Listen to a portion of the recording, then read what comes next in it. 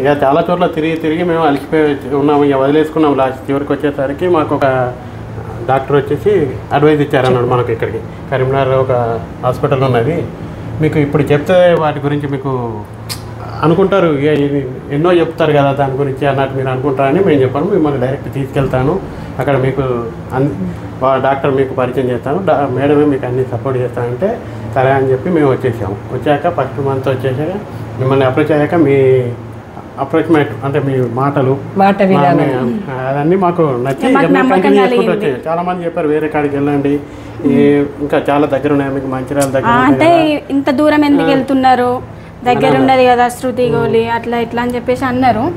కానీ ఇక మాకెందుకో మాకు నమ్మకం కలగలేదు. అక్కడిక్కడ అన్నారు ఓకే అయితే లేదు ఎక్కువ శాతము అట్లా ఇట్లా అని చెప్పేసి అన్నారు.